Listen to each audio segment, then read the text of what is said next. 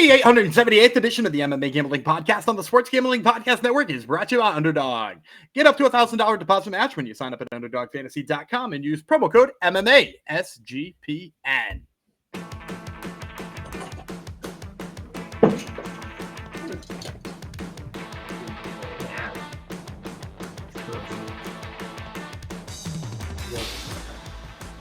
Heidi ho, Degenerinos. Welcome to episode 878 of the MMA Gambling Podcast and the Sports Gambling Podcast Network, dedicated to, which one should we give it to? Let's give it to Two Entrees. I think I'm going to give him his nickname back. What's his, I can't remember his first name. Two Entrees.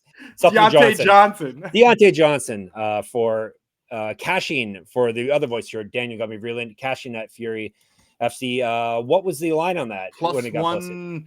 Nice. I think I quoted it in like the early 100s, but I think he wound up plus 170, 175, nice. Somewhere in that range. Fantastic. It says 200 on the screen still, but I think I'm gonna retire the nickname. I am Jeff Fox. I want to be Jeff Berserker Fox as of today, because we have Berserker coming up. That's Daniel Gumby Vreeland. We're covering the other half of the PFL for you. Yesterday was the prelims minus one fight, just to even things out. So today we're covering the one prelim fight that just got added, and then the four main card fights. We have two tournament championship fights here at 170 and at 145. So thoughts on the card as a whole, Gumby? Anything interesting to you? You know, kind of rushed put together, if we're being honest. One of the fights was already booked. I can't remember if we broke it down or not. But the Frenchman fight was already broken down. One absolute squash match. Probably not the best put together PFL card. But you know, hey, we make money on it. That's what we do. That's true. Yeah, it looked strange to me when I was. Oh, look, it says Berserker now. Yeah, there you go. Change. He did it on the fly. I know, technology. Old guy figured it out too on the fly. Amazing. Gumby's so excited about that. I like it. That is a good partner. He gets excited about the little things I do for this here show to make it so enjoyable for all you people. All right. We're going to give you some winning picks. That's what you're all here for. Some of you might like the shenanigans, but mostly you're here for the winning picks. Before we dive into it, reminder, if you haven't listened yet or watched, Sports Gambling Podcast is back with the 32 NFL team previews. They're also bringing back the phrase that pays. Each episode, they'll give out one word of a 32-word phrase. Submit the phrase for a chance to win a $1,000 circa future. Sounds good to me. All right. I don't think I gave the full breakdown yesterday, but we were talking about PFL World Tournament 8 2025 finals. It's coming this coming Friday, August the 1st. First, 6 p.m. is the start time for the prelims. So the main card would be about 2 a.m. start time. PFL, it'd be 9 maybe? I would guess. Yeah, 10? Probably 9. Right around 9 or 10. Gumby doesn't want to go to it, but if you want to go to it, Jim Whalen Boardwalk Hall in Atlantic City, New Jersey. I guess Atlantic City is a bit down there from you, right? It's not super close. It's like 7 hours, 6 or 7 hours or something. 10 bouts. We covered half of them yesterday. The other half would be today. We're starting with the hastily arranged fight. As Gumby said, it's kind of a slap together PFL card. This fight was not even on the schedule when I was doing the breakdowns just a couple of days ago. It's Sarek Shields versus Nick Meck. They're fighting at 170. They're both from the United States. No odds yet for this either as of this recording, because like I said, it's a brand new fight. Meck has got a very good nickname I would like to take, but I'm not. Nick Meck, the King Black Cat, or King Black Cat, Nick Meck. Either are. Good name. 9-2, 1 knockout, 4 submissions. Never been finished in a fight. 1-1 in PFL. He's won 2 straight and gone 3-2 over his last 5. Submission win in his last bout. Multiple region championships on his mantle. Correct. Get a shirt, get a merch, sportsgamblingpodcast.com/store.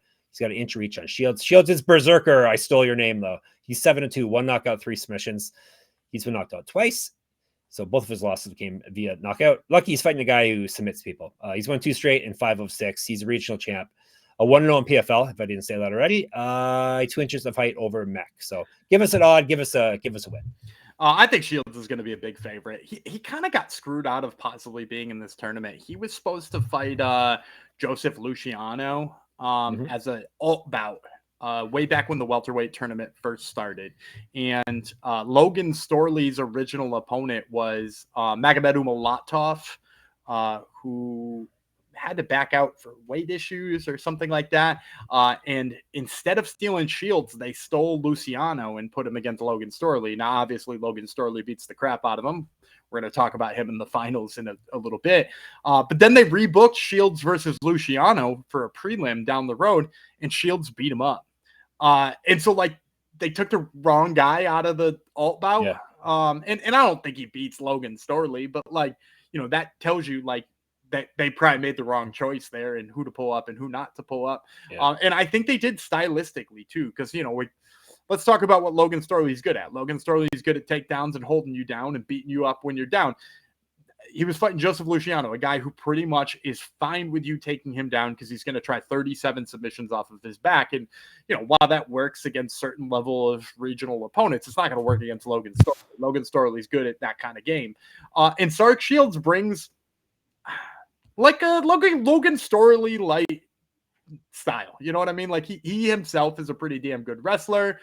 He's a good grinder. He himself, when he beat Luciano, put him on his back, wasn't afraid of the submissions, defended everything he threw up, ground and pound, you know, like all of those types of things. I like that about Sarek Shields. Now on the Nick Meck side, like I think Nick Meck wishes he was a little bit closer to that style than he actually is, because he himself likes to wrestle a lot.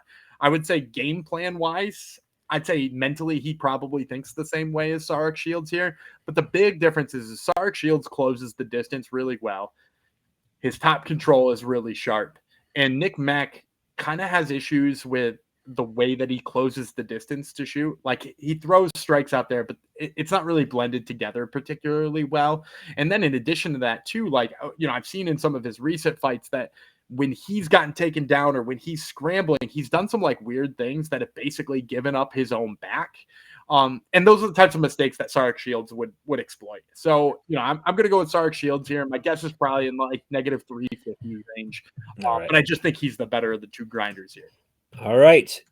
Grinding fight. All right. Now we're getting to the main. That was the prelim fight. Now we're going to jump into the main card. We got a 4-fight main card. As of this recording, at the very least, we're starting with middleweight belt Jordan Newman, United States of America, Eslam Abdul Baset, or Baset, probably, right? From Iran. Is that right? I think it's probably Baset then, isn't it? Egypt, excuse me.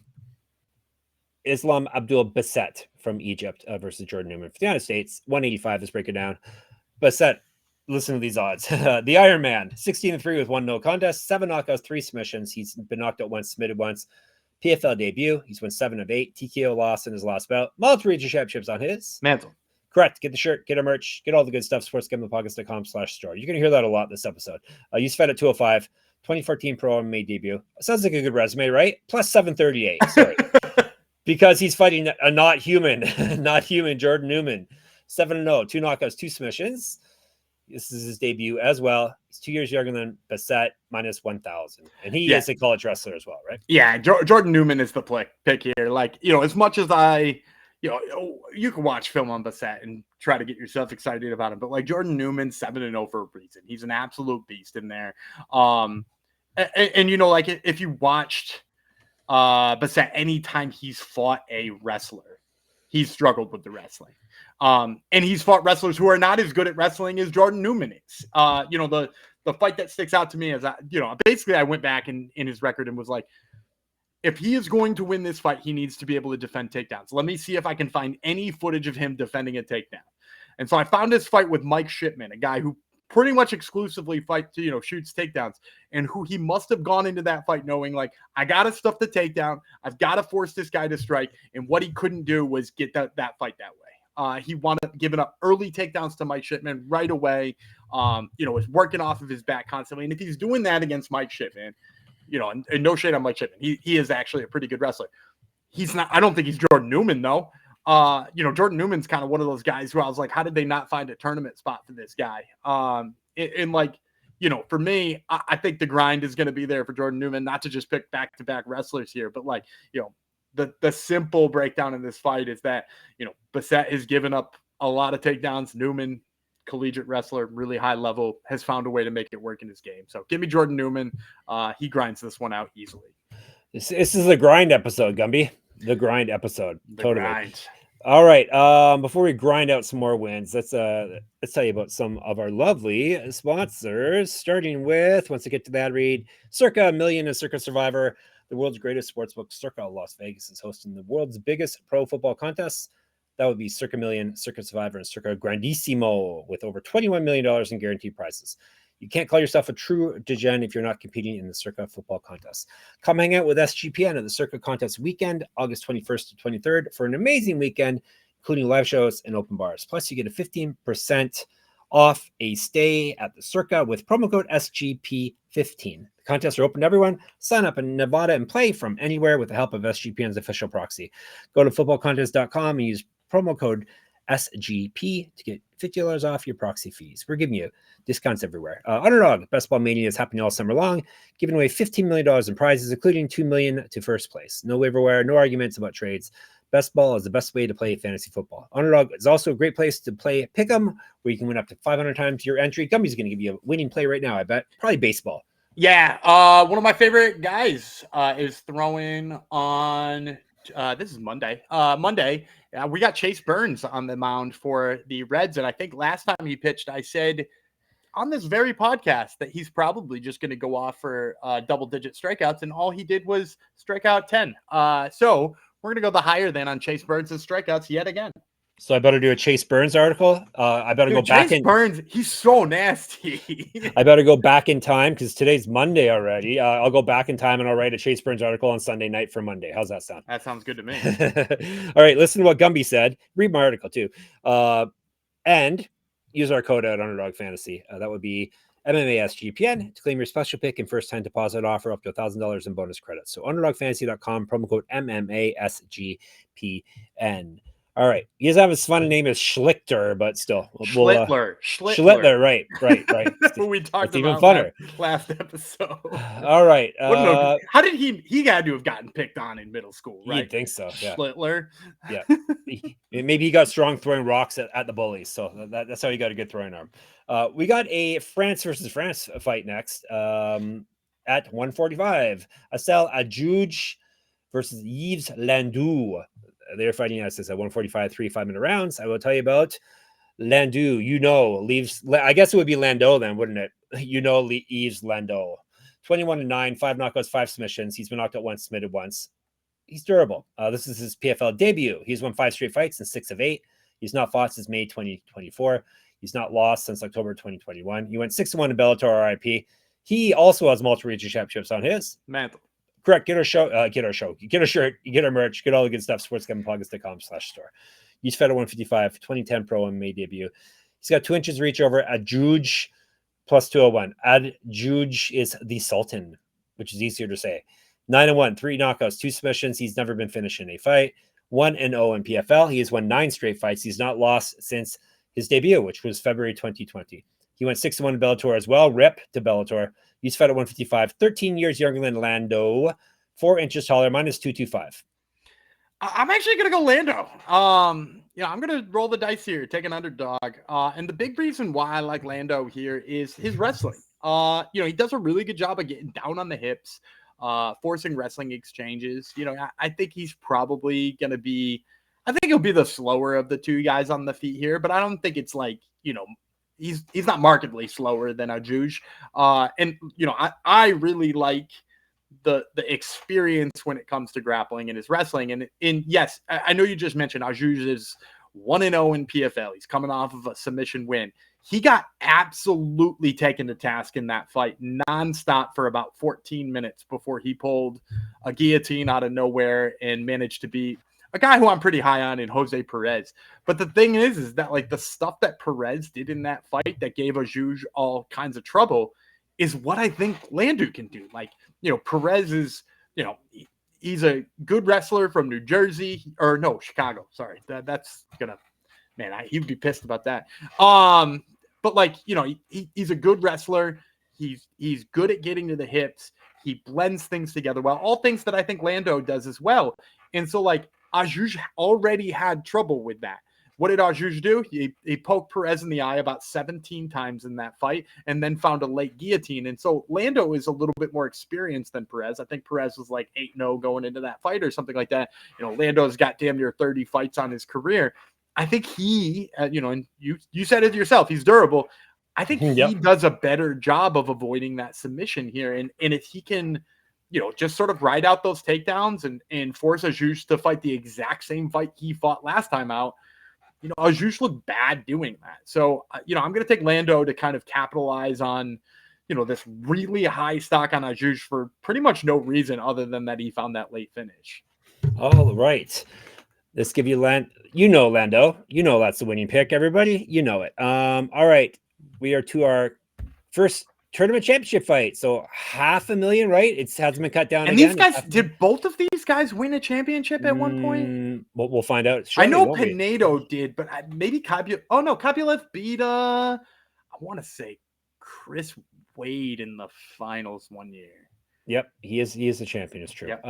Movlid Khaybulaev versus Jesus Pinedo. That would be Russia versus Peru. We will tell you about which one's first. How about the Russian killer Khaybulaev, 23-0-1. With one no contest, 6 knockouts, 3 submissions. He's 9-0-1 with 1 no contest in PFL. He's a 2021 champion. There it is. Back when it was $1 million. He's won 9 straight. He won 1-0-1 championship, the biggest promotion in the world. Used to fight at 155, 2011 pro MMA debut, plus 145. El Mudo, the Mute, Pinedo, the Mudo, 25-6-1, 16 knockouts, 4 submissions. He's been knocked out twice. 5-1 in PFL. The 2023 champions, the champ versus champ fight. He's won 5 straight. He's not lost since April 2023. He's missed weight before at 145, so that's something to keep an eye on. 1-1 in the UFC. Multiple regional championships on his mantle. Correct. Get a shirt, get a merch, sportsgamblingpockets.com/store. 2013 pro MMA debut. 6 years younger than Khaybulaev. It's easier than I'm making it. It's much easier than I'm making it. 6 inches taller, 4 inches of reach. So he's way younger, way bigger. Minus 150. Is Khaybulaev also the one who fractured Damon Jackson's skull with that knee? Oh yeah, maybe. I think he's the one who flying kneed Damon Jackson in the skull. Knocked his hair right off. Yeah, or right back in. I don't know. Yes. Like he's got stimulated growth. Yeah, he's got that Turkish style in there. I'm gonna go with another underdog. I'm gonna take Movlid Khaybulaev. I like Pinedo. Like, don't get me wrong. I think he's a much better striker in this fight. One of the things I've really liked about Pinedo is like surprising power out of the guy all the time. He's really quick and he doesn't. A lot of the problems with some guys who are quick is they like know they're quick and then they like become bouncy for like no damn reason. And like Pinedo has done a really good job of avoiding becoming that guy. He just continues to be. It's not even plotting, but like all of his movements are smart. He doesn't waste energy. He's like really well built for a 5-round fight. And not that he gets there all the time because he puts people away. He just knocked out Braga, right? Second Braga mentioned there. So yeah, like he's fast, he's sharp, he's really good. But the fact of the matter is I've just seen him a couple of times against guys who can wrestle where I ask myself, like, is that, and I know that this, I feel like I'm beating a dead horse here because, like, I think this is the 4th breakdown in a row where I've been like, yeah, but the wrestling, dude. And like, and that's the problem with Pinedo for me. Like, if you watch him fight Adam Borix maybe didn't get the wrestling going, but he did get him moving backwards with it a lot, which takes a lot of that zap away from what Pinedo's trying to do in the feet. And then if you watch his fight with Bubba Jenkins, and again, he beat Bubba Jenkins. So like, he clearly can hang with some wrestlers. Bubba Jenkins picked that dude up and slammed him pretty damn hard early in that fight. And, again, his cardio is better. He was able to stay into the fight and beat him up later on. But the thing about Khaybulaev is like, nobody's outworked Khaybulaev before. People have outworked Bubba Jenkins, right? Bubba Jenkins has run out of gas before. Bubba Jenkins has, started to fail on takedowns late. Bubba Jenkins has forgotten his fight IQ at home once in a while. Khaybulaev, that's not been the case with. Like, he's still undefeated, right? Like, yep. Yeah. One draw, 1 no contest. Yeah. Yeah. And so, like, nobody's really figured out how to outwork this guy. And the reason why is I think it's because his takedown game, much like the striking game of Pinedo, is low effort. Like I was saying, Pinedo avoided being that guy who bounces too much and wastes energy on the feet. Khaybulaev has avoided being that guy who needs to pick you up over his head to slam you down to make a show out of it. The Bubba, what I just mentioned, Bubba Jenkins did. Mm-hmm. Like, instead, he gets your legs and he quickly changes the angle so that you fall down. He doesn't back you all the way up into the cage and waste energy trying to get you down there. He gets it on your legs. He cuts a quick angle. Sometimes he even like laces the leg, inside trips, outside trips, that kind of stuff. He also uses his legs really well once you're already down to like, leg lace, keep you on the ground, all that kind of stuff. I really love the fact that Khaybulaev is a wrestler without being one that wastes cardio. Because as I said, like that's susceptible to getting beat by Jesus Pinedo. And I just don't think he's that. And I think the wrestling's good. The other thing I will say is like, he's not Bubba Jenkins because the striking works a little bit better too. Bubba Jenkins has sort of fallen into the problem where like his striking hasn't caught up to his grappling. I just mentioned Khaybulaev is the guy who threw that flying knee, knocked somebody out. He's got big hooks. I'd like to see more combinations out of him. That's maybe his biggest flaw, is that like he's more of a one and done guy, or sometimes two. I'd really like to see him extend those combinations. But hey, maybe that actually works out against Pinedo, because you don't want to be in like a long exchange with that guy anyway. So Khaybulaev can hold his own on the feet. The cardio is going to hold up. I think as long as he doesn't waste energy, which like, why would I think he ever would? I think he's going to handle Pinedo here. So give me Khaybulaev as a slight underdog. Meanwhile, Bubba Jenkins is like, hey, what did I do wrong? Yeah, and the funny thing is like, I pick Bubba Jenkins all the time. Like I'm always in on Bubba Jenkins. And like once in a while, he hasn't shot enough takedowns and it's bummed me out. But like, I'm still a Bubba Jenkins guy. But yeah, he caught a lot of shrapnel in that breakdown. Innocent bystander. Okay, that's fine. Before we Bubba. That's all right. Get to the main event. Let me tell you about MyBookie.ag. We are brought to you by them, MyBookie.ag. MyBookie is your place to bet on every sport, including the MLB, WNBA, golf, and of course, football futures. MyBookie accepts customers from a ton of locations. They have easy deposit and lightning fast payouts using crypto. You can get all these PFL lines there as well. It's not just those other sports I mentioned. Head to MyBookie.ag. Sign up with their promo code MMASGPN. That way you get 100% deposit match up to $1,000. Terms and conditions apply. That's MyBookie.ag, promo code MMASGPN. And you've heard us talk about Rhythm before, and they just dropped a game-changing feature called Power Trends, essentially the best of what their house model has to offer. These are AI-detected patterns where Rhythm's model has consistently won and has a high ROI. Think a strikeout prop that wins 59% of the time when the line and win probability hit a certain range. Power Trends are updated daily and exclusive to Rhythm. No touts, no noise, just clean data-backed bets. MLB Power Trends are 254 or 147, a win rate of 63%, and an ROI of 4.5% in their past 400 bets. And WNBA Power Trends 35 and 20 since launch, 63.64% win rate, 20.7% ROI. Download the Rhythm app, check out Power Trends, and start betting smarter. We will be. Was Chase Burns a power trend Gumby? Or is that a Gumby trend? Yeah, of course. He had one bad game against the Red Sox. He actually didn't make it out of the first, gave up 7 runs. And I think the books were like, he's still young and raw. He's going back to the minors. And since then, double-digit strikeouts twice in a row. He's a phenom. He's a guy you got to pay attention to, and Rhythm already has been. Yep. So you can get a 7-day free trial to Rhythm by going to sportsgamblingpockets.com/rhythm. Check the spelling though, RITHMM. All right, main event time. It is for welterweight tournament championship. Thad Jean from the United States, Logan Storley, United States. Of course, Logan Storley is totally a U.S. name. She probably play hockey with the first name Logan, but nonetheless. 5-minute rounds. Sorry, the last belt was 5-minute rounds as well. The Pinedo belt. Let's tell you about Storm Storley, 18-3 with 9 knockouts. He's been knocked out once, 3-1 in PFL. He's won 3 straight and 4 of 6. He went 10-2 in Bellator, RIP, and was the champion there. He made his debut in 2015. He's at plus 145. At least we're getting close main events. We had some wider odds earlier in the card, but we got some real close main events here. The Silverback, Thad John, 10-0, 5 knockouts, 1 submission, 6-0 in PFL. He's 6 years younger than Storley, 5 inches taller, 5 inches reach, minus 161. I can't believe I'm doing this after this whole episode. The wrestler episode?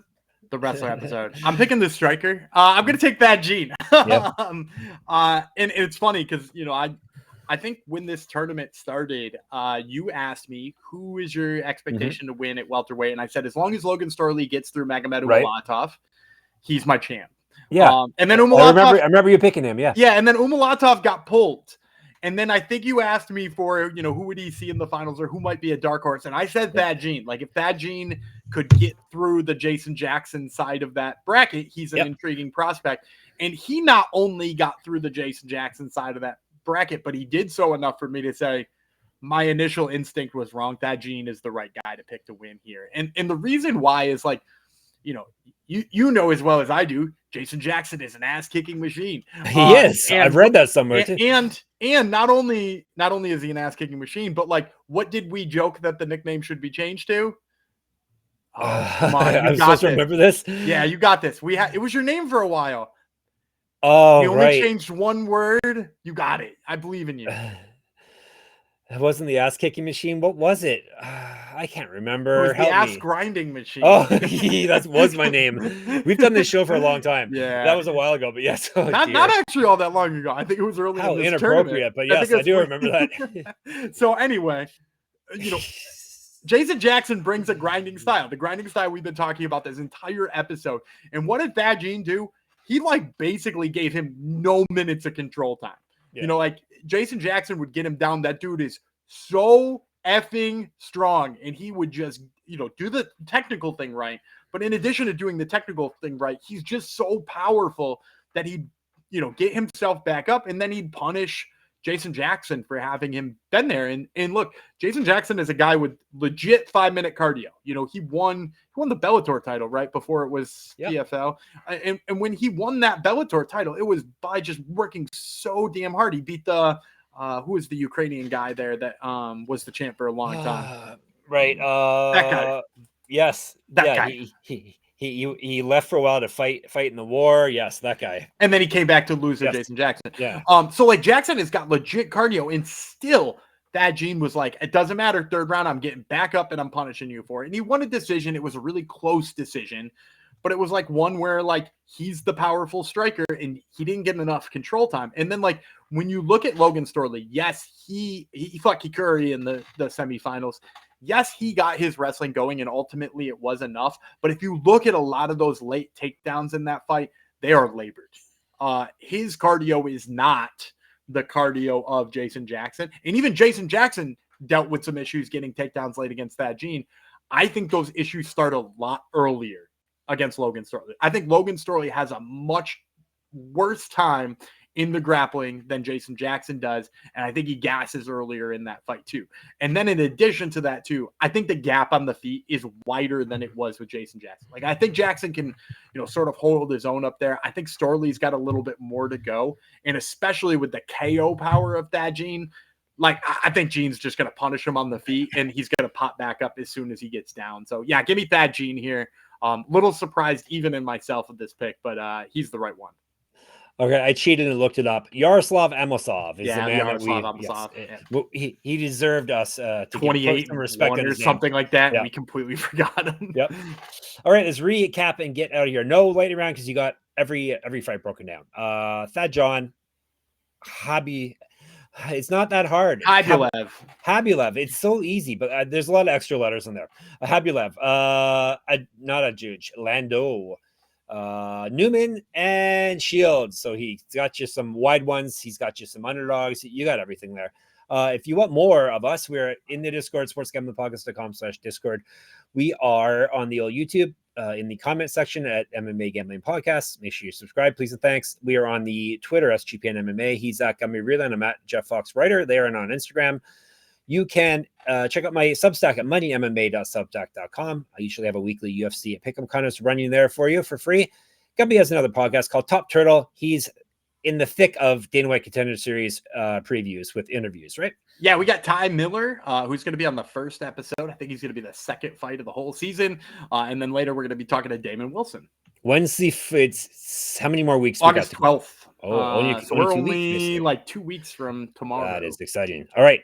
Best time of the year. And of course, we're at sportsgamblingpodcast.com, sportsgamblingpodcast.com/store for your merch needs. And for the bonus content, sportsgamblingpodcast.com/Patreon. We'll be back tomorrow after Gumby bids you farewell. All right. I'm Daniel Gumby Freeland. He's the ass grinding machine, Jeff Fox, and we will see you tomorrow.